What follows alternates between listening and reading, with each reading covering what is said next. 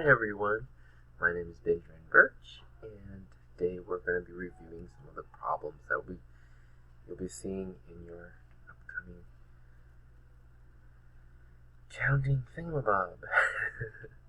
Alright, so this is problem 11, and your information here, these numbers might change, but what you're going to be able to count on is the form. So these are going to be blank, so you can use these same headers, same format, and then just watch your numbers. Don't copy my numbers exactly. They're going to be different based off of what's right here, what you're going to find up in this area. This is my first time doing this, so I hope you can see my mouse. But in case you can't, there's an area with your information with a gray bar on top, and it's going to give you the information you need to fill out down here. So you need to make sure you have for month ended December 31st, and then you're going to bring down your consulting revenue from whatever information it gives you in this box up at the top, and then you're going to bring down your expenses. So this is going to be your revenues. This is your consulting revenue. And whatever number it has up there is the number you're going to bring down here. And then this bar right here is going to auto-populate. So don't waste time like I did trying to enter anything there. So then you're going to have your expenses. You're going to have your rent expense, and remember, whatever number it gives you up there is the number you're going to put down. The number underneath this dark gray bar, under where it has the description of the problem. So you're going to carry those numbers down here, and you're not going to have to do a whole lot of thinking here. Just on this problem, you're just transcribing it from up here and putting it down here. Alright. Now let me pause it, and then I'll get on to the next problem for you guys. Alright, thank you. Alright guys, so now we're on to problem number 12. Just wanted to show you guys, it's kind of like the last one, where they give us a ton of information up here. Tons of information. But it's kind of overkill. You need to make sure that you have it's set to being for month ended December 31st. Make sure you enter your retained earnings for December 1st, which it tells you right up here is 0, so make sure you put 0. And then the next place you're going to insert add net income, and for me that was 10,200, which carried over from the problem before. Problem number 11. Remember that your numbers are going to be different than mine, so don't enter these exact numbers that I have hoping to get the answer correct. You just need to enter the information from what the problem provides you. So I entered my net income in here, and I entered in make sure you set it to less dividends, which for me was $6,080, and retained earnings December 31st was 4,120.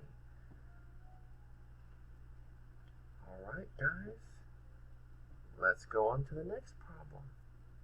Alright everybody, welcome back. We're at problem 13, and in here, this one's probably the hardest one of the three.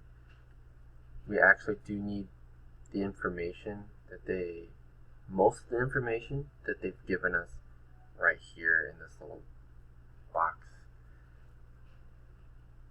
One of the things to keep in mind is make sure you remember that on the balance sheet, some of them, make sure you get the date correct, and then page 39 in our book, whether you have the ebook or the physical book, it should match up to being the same. But it'll help you figure out a lot of this stuff where it goes. But one thing to remember is that both sides, your total assets and your total liability and equity, it should come out to being the same. If it doesn't, remember, you do get 3 tries where it'll help you. It'll say, well, something's missing or something like that. But before you push that, before you waste a shot at it, make sure that your total assets and your total liabilities and equity, both sides of your T equation, so to speak, are equal. It's kind of like algebra. Both sides have to be equal. And then, and again, remember your numbers are going to be different than mine. Probably, I don't know by how much, but I think it's going to be different.